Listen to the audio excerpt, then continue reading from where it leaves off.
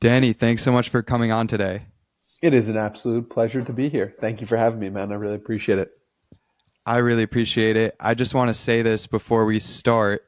A lot of people ask me that I started a podcast, which podcasters I listen to the most, and my answer is always you. You, Uh, I'm honored. Thank you. yeah, I mean, it's just your interviewing style and the guests you've been able to bring on has really inspired me, and it's just engaging. I've really appreciated your work.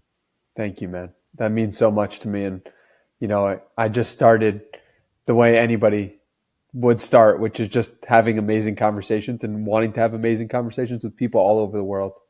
And what that led to with the podcast was just me understanding myself more, uh, asking questions to help other people understand themselves. And the whole process was so and is so enjoyable for me. So, yeah, thank you for saying that. You've done an outstanding job. So I want to start with what's current for you. You have a book on divine moments, Yeah. supposed to be out around April, or at least the first draft, right? Uh huh. So tell me, what could someone after reading that book get out of it most? I think what I'm aiming for is awe and wonder about life. I've experienced so much awe and wonder in my own life. Um, and the way everything seems to connect has just blown my rational, logical New York brain just out into a different dimension that I've kind of just let that go, let that side of me go completely, and just surrendered to the fact that we are on a floating rock in space traveling 68,000 miles per hour while all of the conditions are perfectly set for there to be sun, for there to be moon, for there to be oceans, for water. And there's so much incredible, like the fact that we're even having this conversation right now is just a wild thing. And so I've always felt connected to the magic of life. And this book is a way to help encapsulate, to bring the divine moments that I experience, the awe that I experience on a daily basis to people so they could understand and feel the awe that I experience. Well, when you put it like that, I could feel it already. Floating on a rock, moving at that speed, and just like, yeah, it is quite crazy. Life is quite crazy. So I know you're an avid reader. What are your favorite books? I know you just posted on X like a list of like, but if you had to pick one book that impacted you the most, would you be able to do that? um, yes, I would be able to do that, but it would be very painful for me because it meant letting go of so many other books that I found amazing. Um, They won't take it personally. I think the one book that really helped me understand so much of the way uh, this world is actually configured is this book called The Map of Consciousness Explained Mm, by David okay. Hawkins. Okay, so I thought you were either going to answer that one or the surrender experiment. Those are the two best options. Okay. Um, yeah, both of those um, paired together, you can really sense reality in a more. You feel the awe of reality a lot more when Okay. you read. But it's a psychedelic experience because it expands your awareness. Hmm. And so with the surrender experiment, you get the story of somebody who's living from love or living from a state of enlightenment. For um, the map of consciousness explained, you get the sense of, okay, this is how I can also experience miracles in my own life. And so both of those together are just incredible. Awesome. So one thing about the surrender experiment is that your life just seems to really embody that based Yes. on like you started your podcast, no income, figured it out, moved to Texas, randomly fall into a home. Like these things just happen to you somehow and it all seems to work out. But at the same time, it's not like you're like just lazy going about the day. You have major ambitions. You've mentioned that you want to fill up MSG one day. So how do you balance the two of the day to day, just kind of enjoying life and letting it come as it goes, but also staying focused on your goals? Yeah, it's a great question. How I view this right now is like we have two separate sides of us. We have the yin element to us. The yin is the feminine. The yin lets things flow.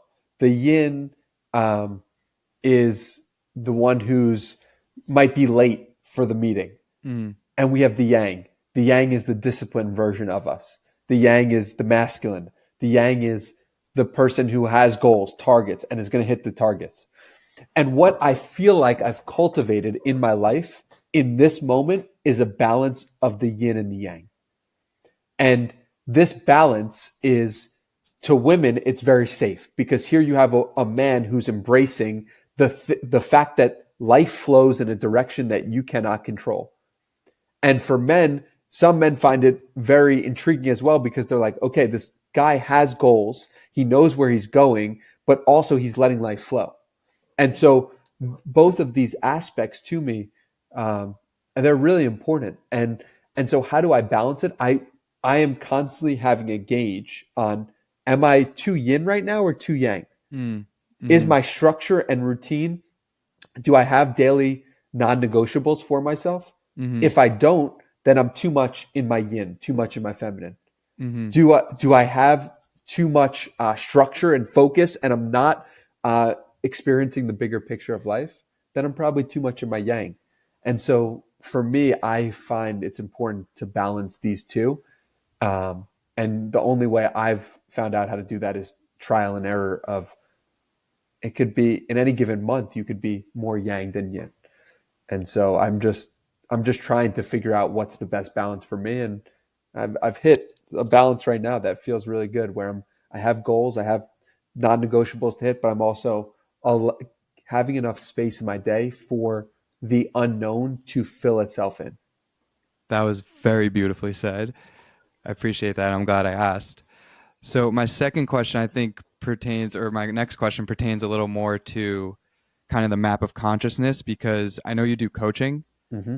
and a big step for that is getting people to raise their consciousness. Yes. So what you've noticed is that you find people are programmed a certain way, and they need to kind of open themselves up to raise that next level. So my question is, how do you view yourself, and how were you able to open yourself up to raise to the higher levels that you feel you're at today? Yeah, I view that I have a lot of love for myself. And I have a lot of love for myself because I appreciate um, the base level is I appreciate the fact that I'm a human being and I'm on this floating rock in space, and I just exist. Like the fact that I exist is a wild thing. And Mm, so that to me is where my love starts for myself, and that appreciation for myself then goes into, okay, if I really do appreciate myself, then what are the actions I'm going to take to show myself that I appreciate me? mm-hmm, Okay, so I take those actions.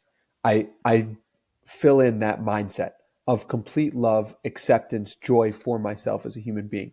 mm-hmm, Now I'm doing coaching. So it's like there's a person in front of me who maybe doesn't feel love or joy for themselves, or mm-hmm, doesn't have complete acceptance for everything that they did wrong and every part of who they are as part of their human story.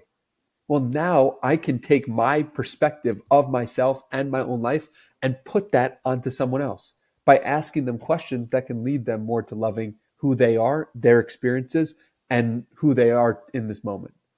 And so the way I do coaching is by just trying to implant my philosophy, my perspective, my way of being into that person to help them understand that they're a human doing the best they can, and it's okay if they messed up or think that they messed up in some ways. That was also part of the divine plan.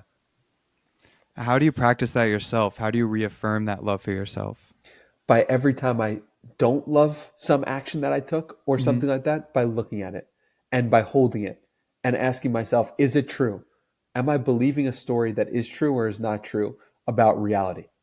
And um, let me see if I could give you a good example of like a moment where I thought I messed up Um, so I was running with what my ex girlfriend and I. We were going on a hike, Mm-hmm.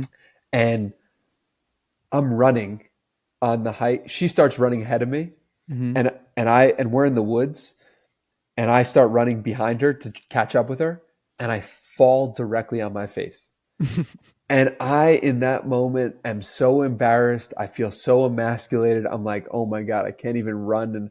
And I trip and fall. Like, what is wrong with me? Those were my first thoughts before I could even Right. choose anything. That's natural. That's natural, right? And Yeah. so in that moment, I wasn't showing love to myself because I was putting myself down, being like, how could I do this? What's wrong with me? Mm-hmm. And how I show love to myself Mm-hmm. is by asking myself, like, is the story really true? The story the reason why I'm angry in that moment is because it feels to me that I can't protect this woman because I have a deep desire to protect this woman because, thousands of years ago, this is what was important.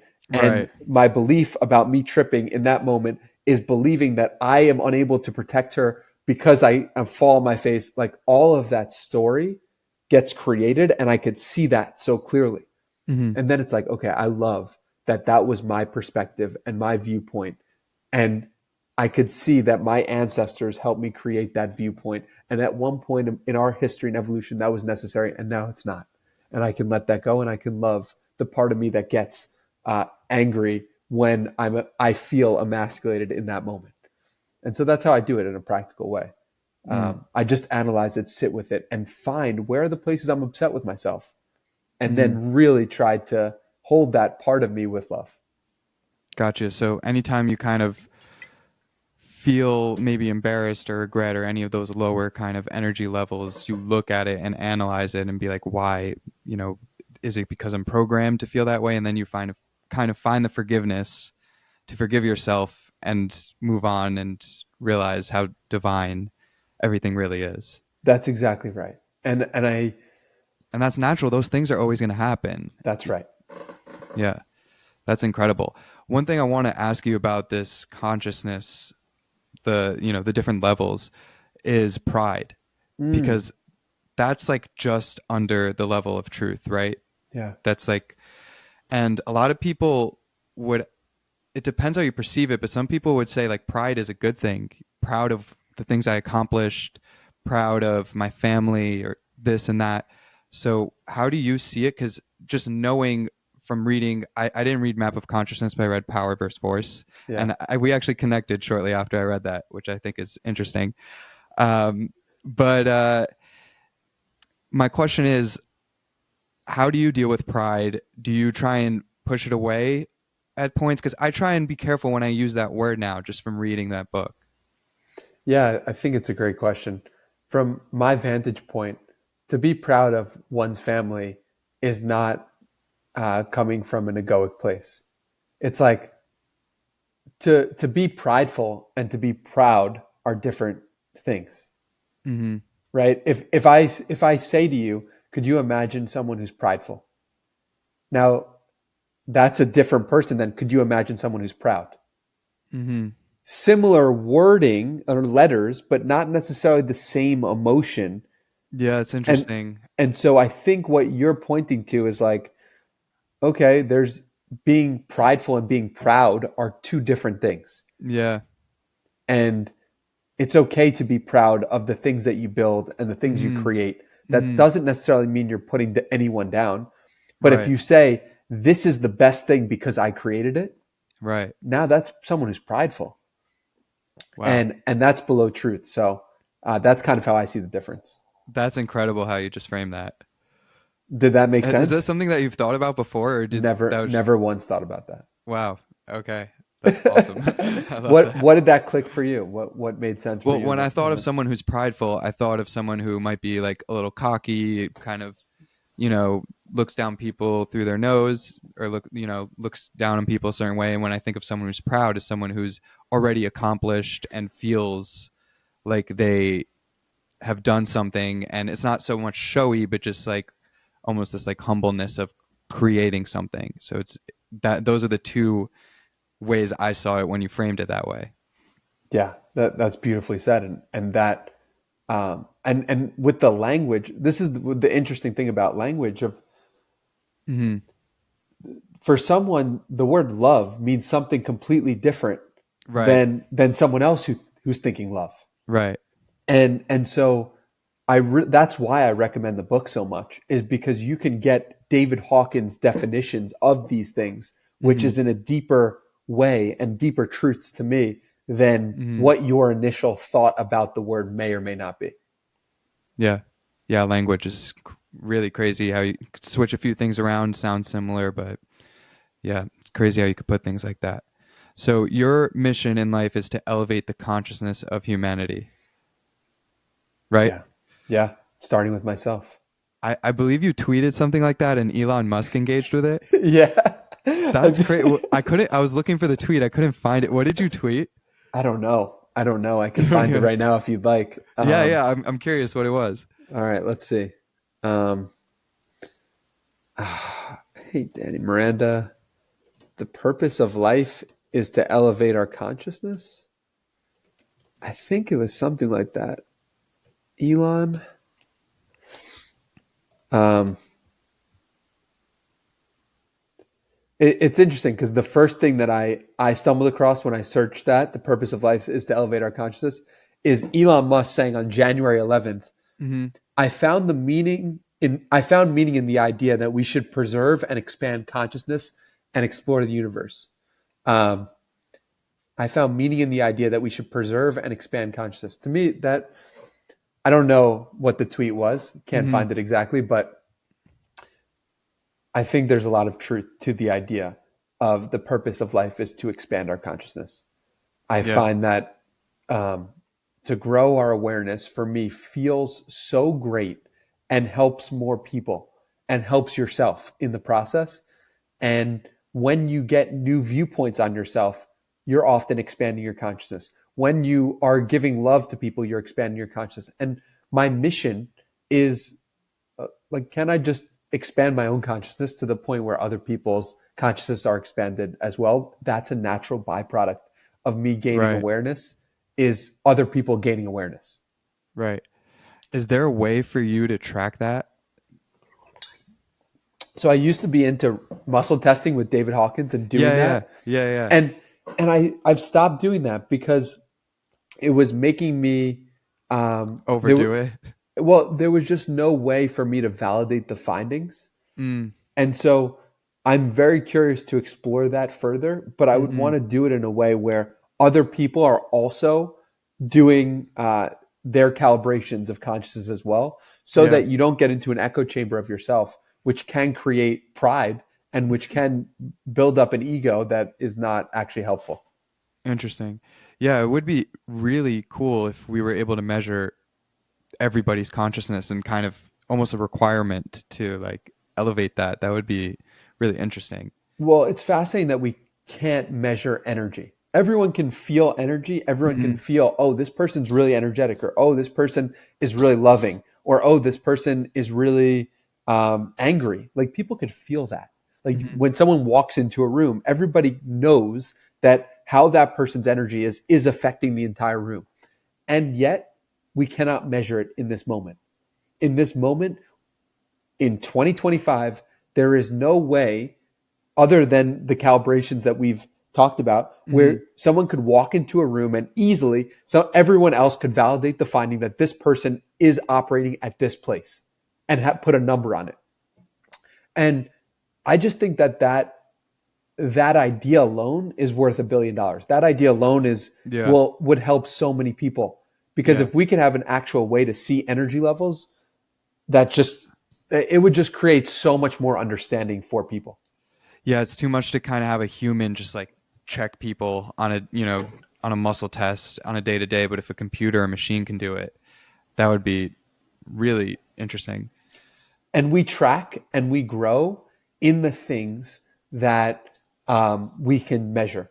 Why do people care about money so much? Mm. In one part is because we can measure it, and Yeah. you have this amount of money.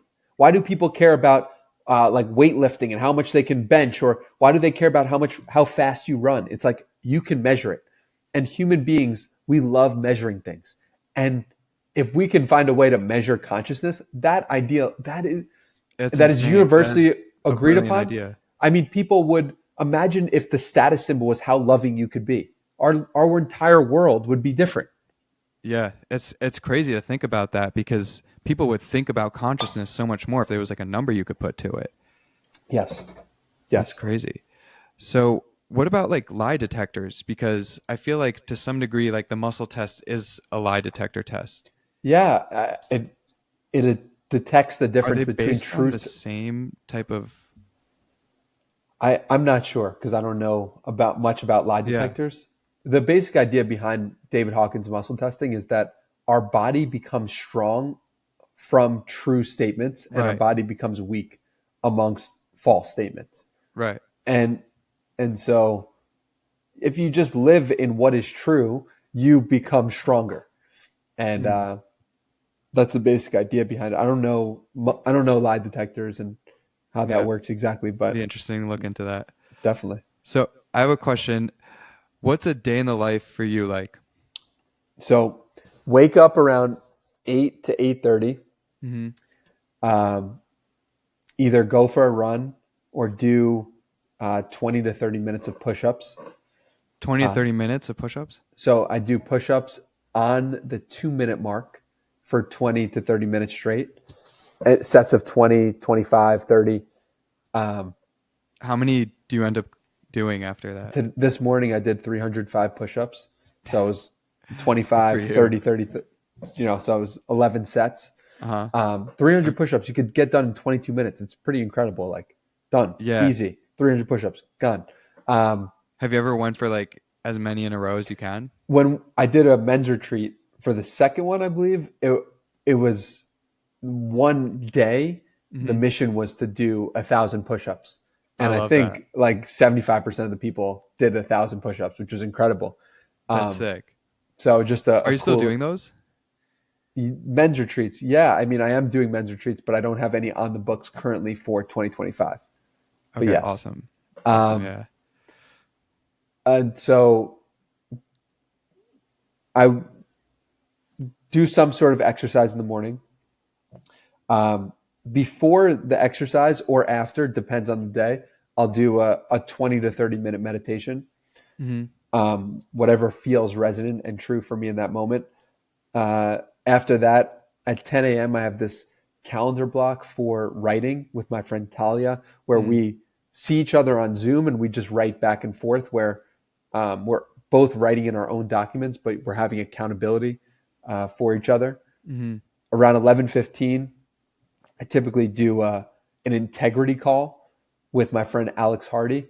And what this is like we go back and forth and we share one place that we've been in integrity that week, that month, that year, and one place we've been out of integrity Hmm.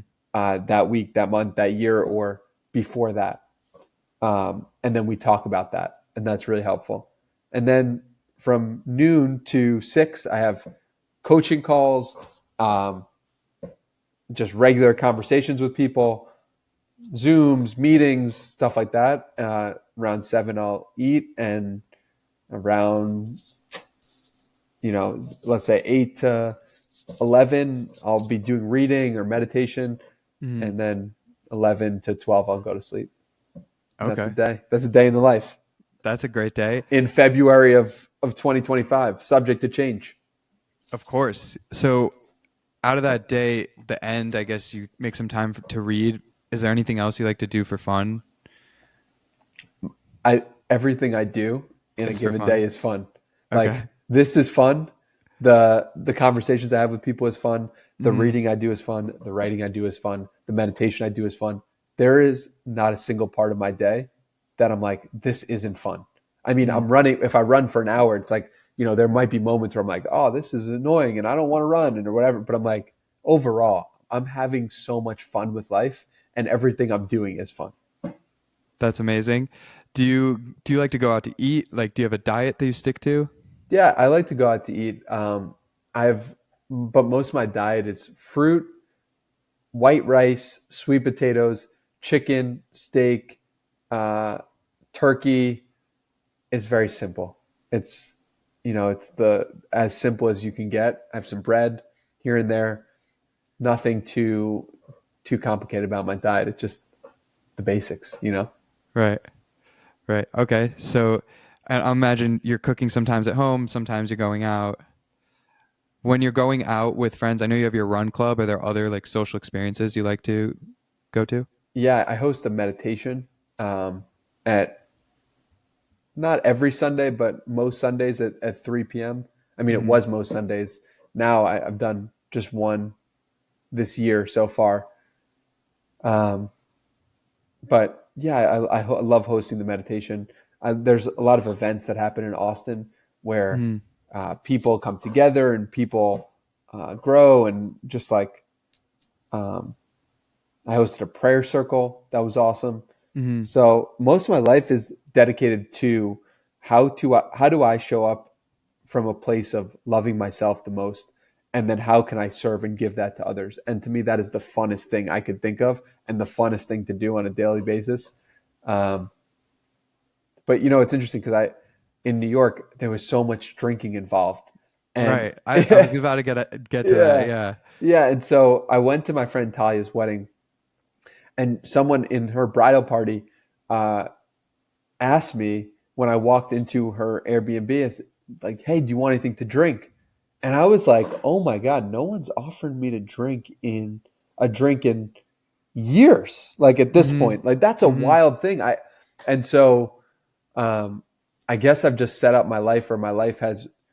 I haven't drank in a year or two since I moved to Austin. Really hasn't been a huge part of my life, Hmm. and I forgot that that's something that people do as for fun. Like it just completely like just slipped my mind. It just is not something that I think about often. Yeah. Well, in New York, you don't have great weather, right? And restaurants are like half the experience here.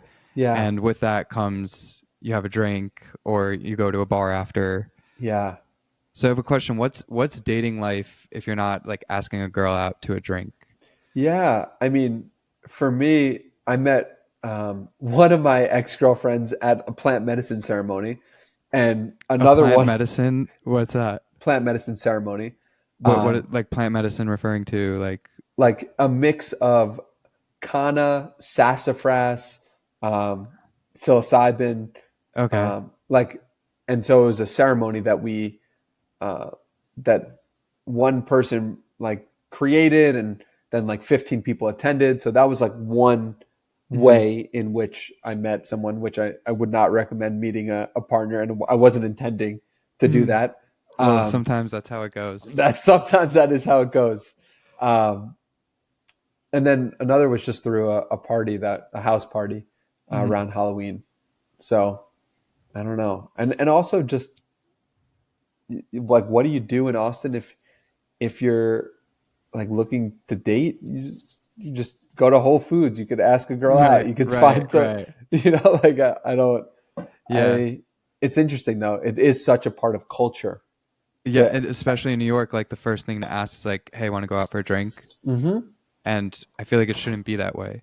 Well, it doesn't Like, have to be that way for yeah, it you if you doesn't. don't want No, oh to. no, no, no, no. You- Of course. Yeah.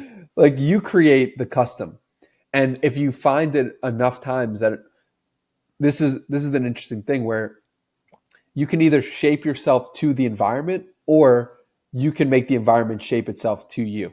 Mm, And so if you know that you don't want to take a girl out for a drink for the first date, then don't offer that, and don't contort yourself to that world unless that's actually what you want.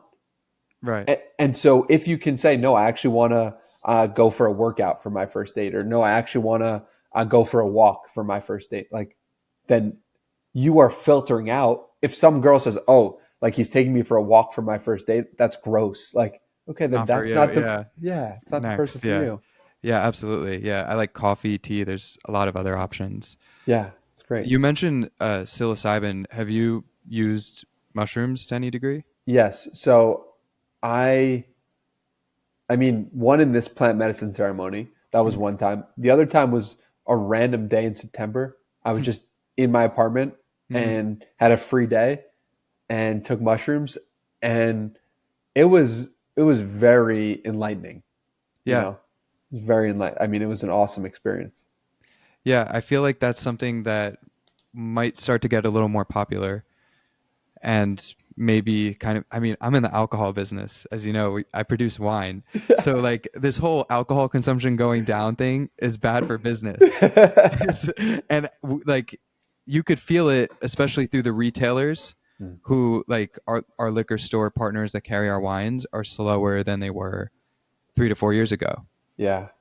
But there are new replacements kind of coming in that might be for the benefit of society. So I think it's Yeah. interesting to see how The that goes. question for drugs is like, is this an awareness expander or an awareness Inhibitor. compressor? Yeah, compressor.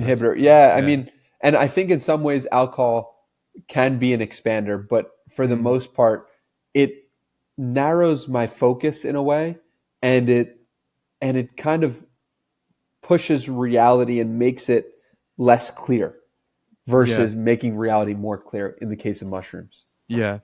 Yeah, absolutely. And I think it also depends the way you use it, right? Like Yeah. if you have a glass of wine with dinner for a culinary experience, it's different than just blasting yourself so that, you know, you don't feel good, especially at our age now, like you don't feel good for the next 3 days. So I think it's interesting the way you use it too. Kind of really puts it into perspective. Um, okay, so I want to ask you about podcasting, just being like Yes. a new podcaster. So you got started in 2020.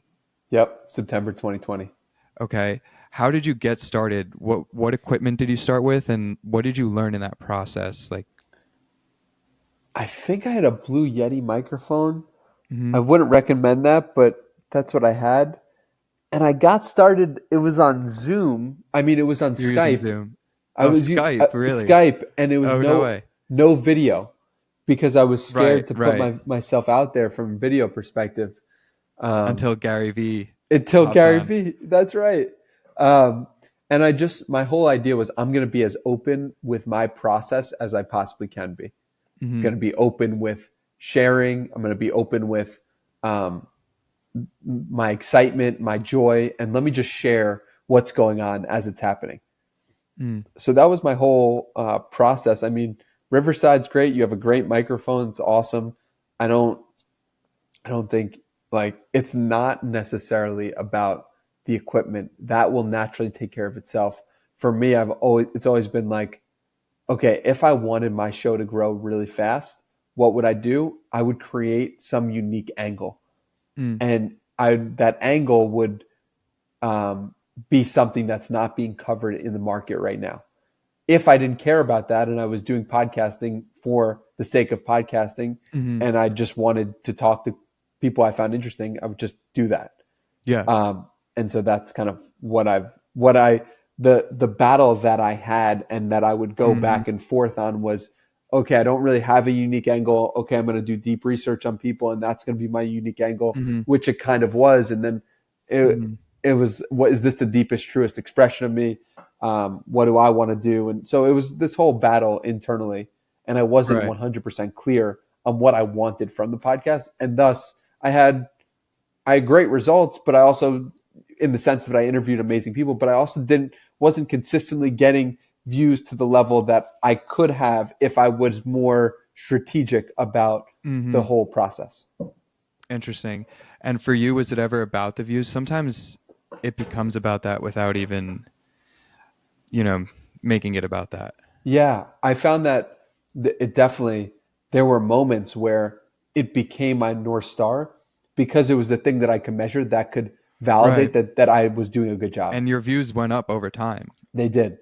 And and I mean, I don't, and thinking about how much views matter is such an interesting question Hmm. that gets to kind of the core of the masculine and feminine, that the yang versus yin that we Right. were talking about before. Right. And Totally. I was battling that and trying to understand that as I was going through it.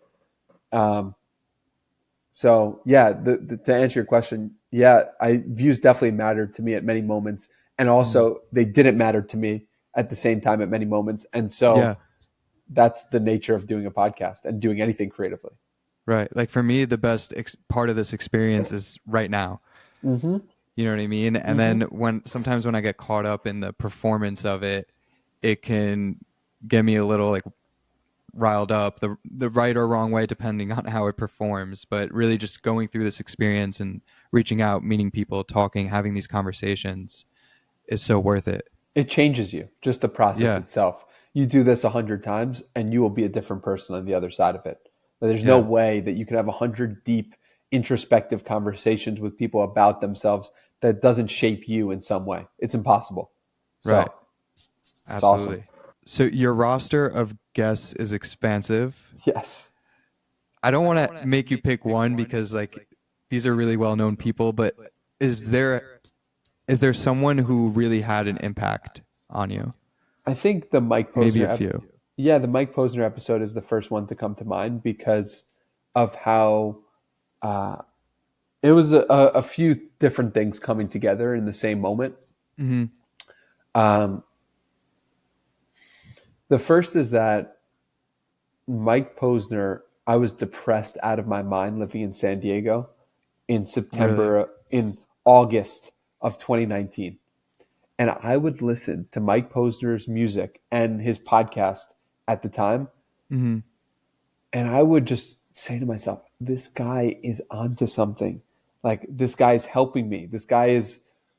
I would use him as motivation, and I would use him as a way to really see that I could be in a bad spot, but I could get better and I could transform. And I would listen to the music, and the album Keep Going was just about his walk across America. And I was getting this opportunity to listen to it. And I needed to keep going in my own life because I was going through it. And as I'm depressed, my mom sends me a Mike Posner song without realizing that I'm so into Mike Posner. So it was really cool. When I interviewed Mike Posner, it was validation of that path and that full circle moment. Wow. The other thing that was important about it was it really was one of the first times that I was showing my authentic, true self in a deeper way. I don't know if I'd ever mentioned women in any way in the podcast. That was an area that I was uncomfortable with, that I didn't want to share. And in that episode, I really let people in on that and talked about women and talked about a specific situation where I wouldn't have done that in the past. And then there was also this element with Mike Posner, the episode that we did where I was talking to my friend Elle, and she was pointing out to me that I put masculine role models on pedestals. And we were understanding and diagnosing why that was. And what we came to understand was it was because some part of me felt like my dad wasn't the emotionally connected role model that I wanted. That was my feeling. And when I recognized that, I said, okay, I don't need any of my podcast guests to be that for me. And that was the test for me that was an opportunity for me to put Mike Posner in this role of masculine role model who was emotionally connected and want to impress him in some way. And I didn't have that. I was just content with myself as a human being, and I didn't want anything from him in any way, and just allowed that to be. And that was a huge growth moment for me. So for all of those reasons, I'll say Mike Posner. Okay. Thank you for sharing. That was awesome. Yeah. I appreciate you having that awareness and sharing it with me, because I actually really relate to you on a deep level with that, everything you just said. Yeah. And I think what you'll find from you doing this podcast, if you do it, is the wounds that you have are going to attract the wounds of the listener. How so? So the way in the things that you feel like you lacked in some way that are unconscious to you potentially in this moment are going to be the people who resonate with you. Like those people who listen to the podcast. Well, first of all, it's like you're going to have me on, right? And I'm going to share this episode. And then people who want to hear me on a podcast are going to listen to this. And someone's listening to this right now. And the person listening to this right now had some wound that was similar to me, has some strength that is similar to me, has some way of being that's similar to me. And so what you do this long enough and you attract an audience of people who is similar to you in some way because they have similar wounds and similar gifts and similar ways of being, and they see themselves in you. And so it would make sense for you to have a similar perspective there because you were attracted to my content in some way. Why is that? Because some part of you said, oh, this guy, I could tell this guy dealt with the same thing that I dealt with, even if I can't put a finger on what exactly that is. That makes a lot of sense to me. Yeah. And I actually remember hearing you say one time, if you're looking for your purpose, look at your problems. Yes. And then solve those problems, because then you could solve them for someone else. Yes. So it's a similar kind of concept that all comes around. Definitely. 100%. And it's such a beautiful thing, because that's why we exist on this floating rock in space, is to have problems so that we could solve them, so we could help other people solve them. Because what is that actually doing? That's loving a person. To solve someone's problem, or to be aware of it, or to share about it, is in some ways to love them, because it recognizes them, because you're seeing them in a deeper way than most people actually are seeing them. That's amazing. So I went through your course. Yes. And I have like these deep notes of your course of Art of Interviewing. Yes. First, I want to ask, I couldn't access that course. Do you know what happened to it? I don't, but this is the third time that I've been told this in the last week, and so I got to figure this out. I'm on it, and I'm gonna solve it. I got to solve this problem so that I can. I'm glad I took like really deep notes on it, and I actually have like, you made a list of questions that were on that course, and I picked like a few of my favorite ones. I want to ask you them. My first and maybe my favorite is, what would you do if you knew you couldn't fail? Yeah, it's a great question. It's a great question. You asking me to answer it? Yeah. I would write this book on divine moments. Okay. I would send it to every single person I love and respect, and I would just get this into the hands of millions and millions of people, to help make the world a more awe-filled place, and really just help people expand their awareness. And I would just follow that with absolute conviction. It would lead to, I guess, a massive way of gathering people, whether that's a conference or a workshop or a retreat, and just bring in loads and loads and loads of people all in one place to celebrate the magic and the awe of life. I love that. Yeah, that's what comes to mind. That's awesome. You got to really stick with the book, keep going, and just keep doing your thing, because I see it for you. I really do. I've always been a big believer. I appreciate that. So next is, and it kind of goes hand in hand for you, what is an optimal level of fame? I've always been really attracted to the level of author. Author to me, I mean, even, best-selling author, James Clear. Right. Millions and millions of book sales. Right. He walks down New York City street. I would bet that he gets recognized, maybe like if he goes on an hour walk in New York City, I would say maybe he gets stopped like twice or three times. Right. And the people who do stop him are going to be people who want to better their lives, and people who are attracted to his ideas, not how he looked. Right. Yeah, to me that has always hit home for the optimal level of fame. Like any author. Yeah, I feel very similarly. Like, I don't know if I would want to walk outside and be disturbed by anybody, but to have acclaim and respect for my line of work and what I choose to do is a certain level of fame too. So there's kind of that balance. Yeah, it's I think a great thing for people to consider, because we, along those same lines, is like, what's the optimal amount of money to have, Hmm. right? And I'm Right. sure that changes at different points in your life. Right. Um, but it's an interesting question, because I I would imagine most people have not considered what's the optimal level of fame or what's the optimal level of money. Right. Right. So another thing that you ask often is about death. Mm. It's a question I find that at least in the beginning of your podcast, you would ask often at the end. Hmm. So, what's your feelings about death personally? And is there anything you would change about your life if you knew you only had a year or so left? Yeah, it's a great question. Um, I wonder where I got it from. yes. Um, my feelings on death have really evolved over the years.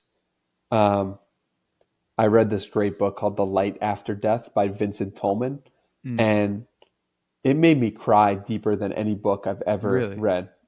The Light After Death. I mean, I was reading page after page and crying, and that rarely happens from reading a book. Mm, Uh, and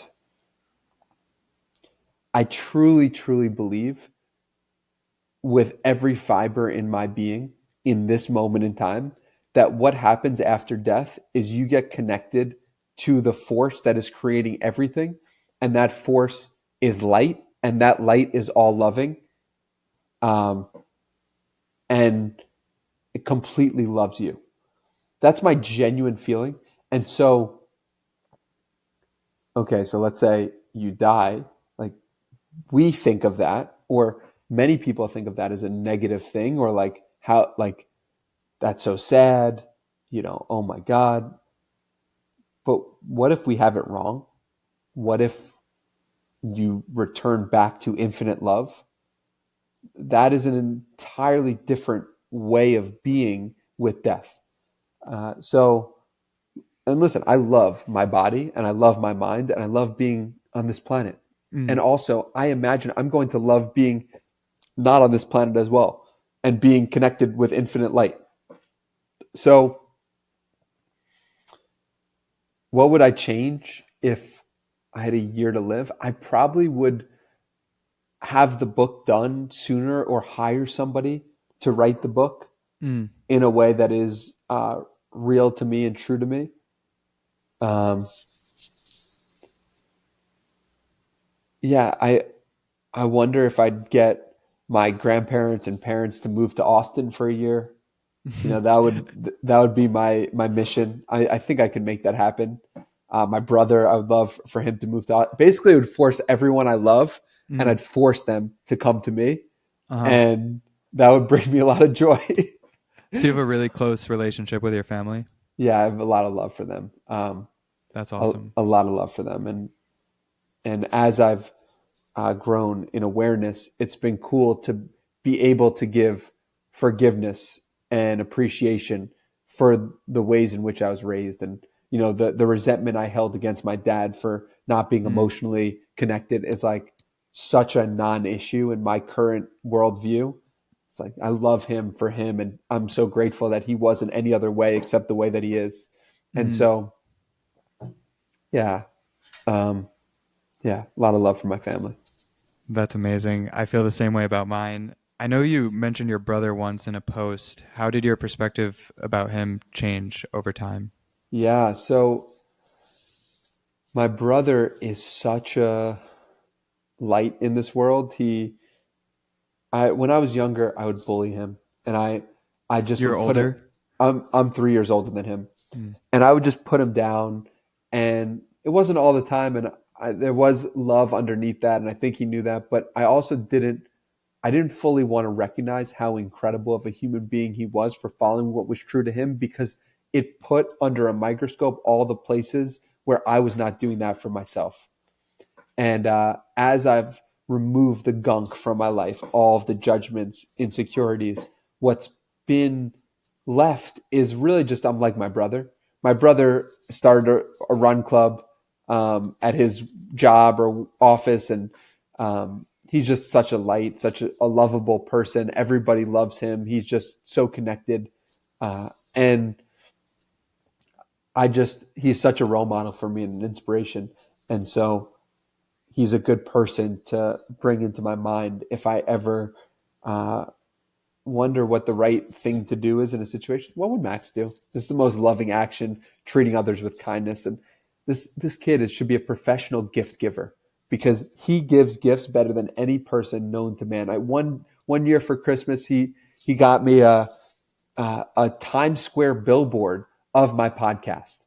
Another year, it was like actually in Times Square, in the surrounding parts of. Oh, it was during COVID. It was like an ad. Yeah, an ad. Oh, that's awesome. That's so cool. And I was just starting it, and he was just showing appreciation in that way. He just is so thoughtful and such an incredible human being. So that's amazing. I'm really close with my brother, so I really relate to you there. Yeah. That's cool. Awesome. So I actually want to, before I kind of wrap this up and ask my final question, I want to show you a text because I have your number. We must have met in 2016. Wow. I don't know if you know that. Wow. No, I don't know if you could see here, but there's a text where I say my name. Yeah. And that was on October 14th, 2016. Oh my God. So I was probably in Miami at the time. I don't know what we were doing then, but it's just funny. I discovered you because I started seeing your TikTok videos and it said like, this is your contact. Wow. And I watched you progress from nothing to like, then Gary V was on your TikTok and like everywhere you're at now. So I sent you this message in 2023. Hi, Danny. Not sure how I got your number, but I noticed it when you originally started posting on TikTok. It's been inspiring to see how you've grown since. I recently bought your course in hopes of starting a podcast. I really like the potential of being able to connect with and meet people on a deeper level. I think my X factor will be revolved around wine and food and people in the hospitality industry. Anyways, would love to get a chance to meet and perhaps be on each other's podcast one day. You can find me on socials at Stephen Fisher. Keep killing it, brother. Excited to see you in MSG. Wow. It's incredible. Yeah. What comes up for you when you read that back? Just the synergy of it coming full circle and actually happening today is just insane. I've been looking forward to this moment, and here it is. Yeah, it's like 2 years, you had this vision, and there's so many things that stick out to me about that. One is like, people are sometimes so scared about the judgment of others, so they don't post. But like, look what posting did in this case, and me not being scared to post. It led to just you connecting with me. And then it's like, the other part is 2 years ago, you had this vision for starting this podcast, and now it's come to life. And that's a really special thing. So whenever we have those opportunities and we see what our future holds in some way, the better we can get at following that, the better we can get at life, because that's the golden thread inside. And the better, like, following the golden thread is so important. It's truly is incredible to see it come full circle. Now, a question that I like to ask at the end, this is the Better Road podcast. What is one thing that makes your life better? The first thing that comes to mind is meditation. Just sitting with myself. Meditation was the thing that I needed so deeply for so long that I didn't know I needed. It was the thing that, just when I say meditation, I mean just sitting in silence with no stimulus. Just letting whatever comes up come up. You cannot do it wrong. You could be thinking of every thought, any thought, no thoughts, it doesn't matter. Meditation has made my life so much better, and it has grounded me to reality and helped me understand my ego, understand my selfishness, understand where I'm coming from love, where I'm not, how to understand people better. Meditation gave me self-awareness. It gave me connection to people. It has given me so much. And if there is a younger version of me listening to this and I can save him some years of time, Just please, like, look at yourself, start meditating, start being with yourself for 20 minutes a day for 90 days straight. And if it doesn't work after 90 days, stop doing it. But if you promise me that you do it for 20 minutes a day for 90 days straight, and you just sit up and you just put a blanket over you and you just set a timer for 20 minutes and it does nothing, then never do it again. But if it does something, you'll know it, and it could change your life. And so that's what it did for me. And it has made my life so, so much better. I had a feeling you're going to say that, just knowing your background. Yeah. So if people want to connect with you, what's the best way to do so nowadays? I would say probably Instagram. Really? DM. Send me a DM on Instagram at Hey Danny Miranda. Probably the best way to get in touch, or Danny@DannyMiranda.com if you'd like to send me an email. Though those sometimes they get lost. I have so many subscriptions and stuff that I need to cancel. So I wouldn't. I think Instagram DM is probably the best way to get in contact with me. Yeah, I find that you're really active on X too. Yes, that's Awesome. right. At Hey Cool. Danny Miranda there as well. Cool. Anybody that you think would enjoy being on this show? Yeah, let me sit with it for a second. Let me think.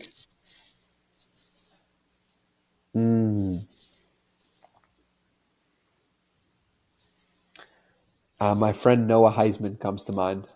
Noah Heitzman? Heisman, yeah. Heisman.